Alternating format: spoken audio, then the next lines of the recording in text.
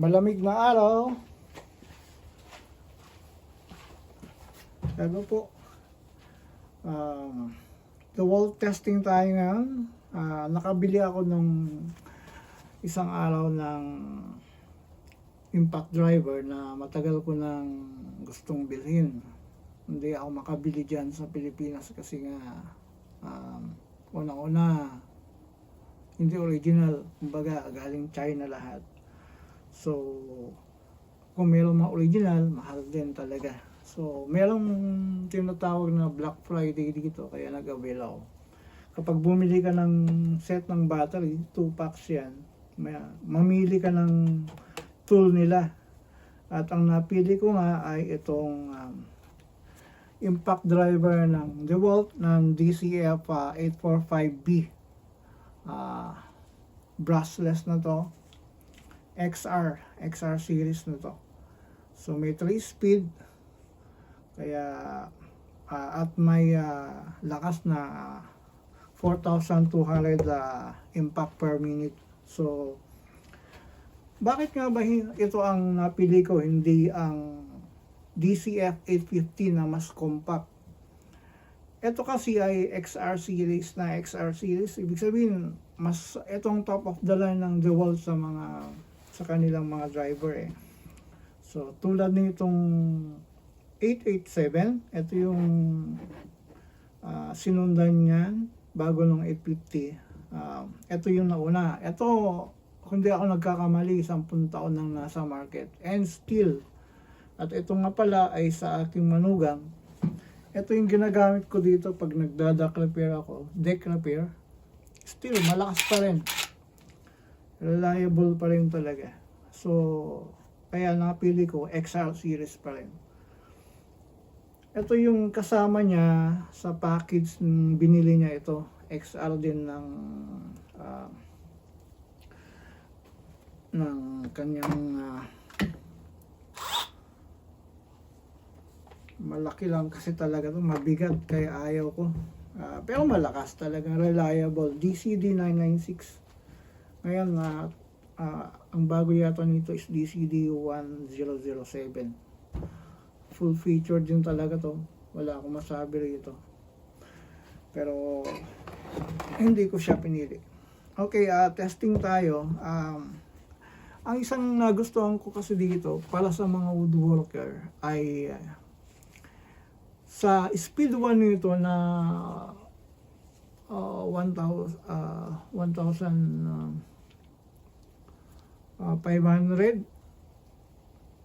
ay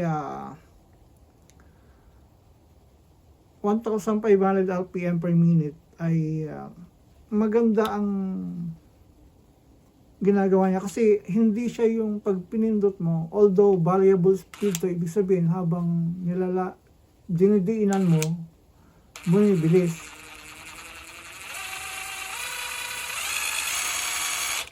Pero ang isang magandang feature nito ay pag halimbawa nag-assembly tayo, yung screw, ipapakita ko sa inyo ngayon. Pansinin nyo kung gaano siya maganda. Ito ang 1 inch na screw. Subukan natin.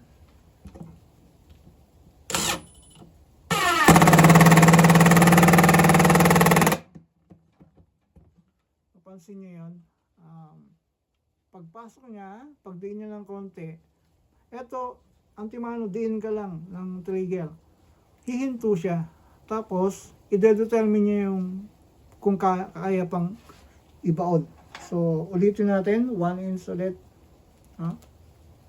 Pansinin nyo guys, yung pagginto nito bago mag impact siya ng lakas.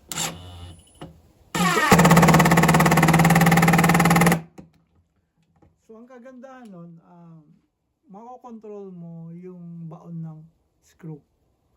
Hindi tulad nitong kanyang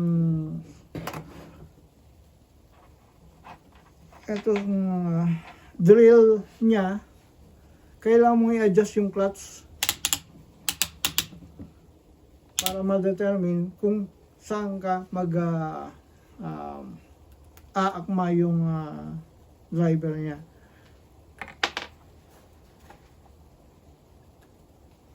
So, mahirap.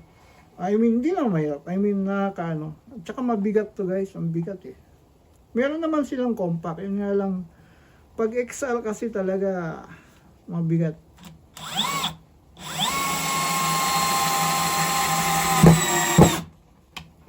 Yun oh, number 3. Baon. So, babaan natin ng number 1.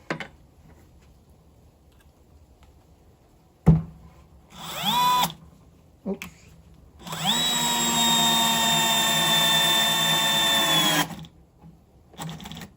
Yun. Huminto rin siya ng kusa. Yun lang yung isang ano niya, cons niya. Kailangan mong i-adjust talaga ang clutch niyan sa bawat screw na gagamitin mo. Eh kung gagamit tayo ng mahaba, 3 and 1/4 na deck screw, subukan natin. So number 1,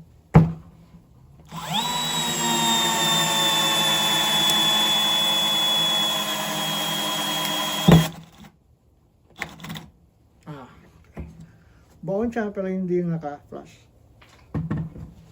Well, anyway, subukan natin to sa impact 845 2 inches deck screw.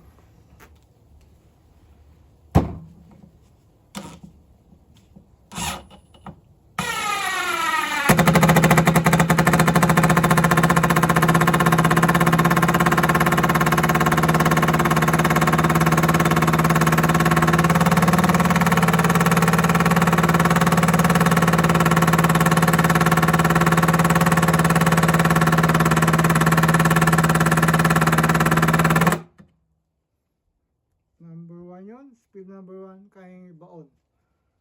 So, speed 2 tayo.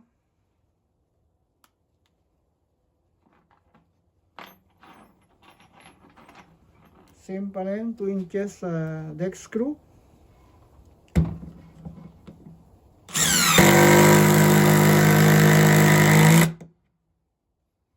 Bilis, di ba? Okay. Sa 887, speed 2.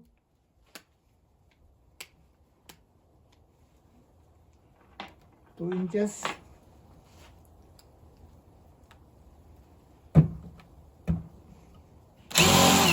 Oops, sorry.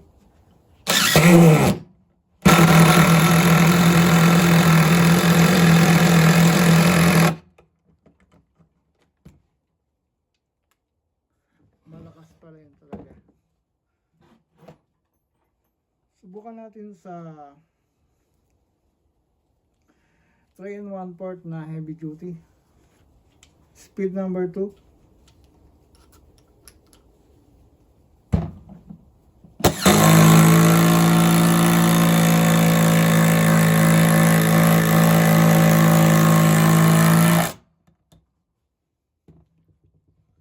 Sabi.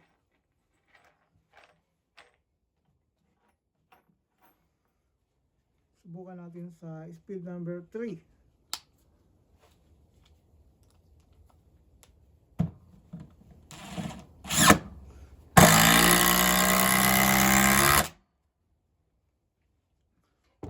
Yan guys.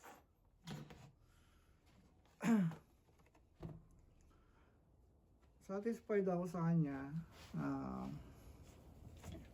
Sana tumagal. Habang nandito ako, siguro talagang gamitin ko to para kung sakali man na magka-aberya, maisoli natin at mapalitan nila. Kasi meron tong 90 days money back guarantee. So ibig sabihin, pag nasira within 90 days, pwede mong isoli o kaya ibalik yung perang binayad mo. So, yun lang guys. Update ko kayo later. Thanks for watching. Bye.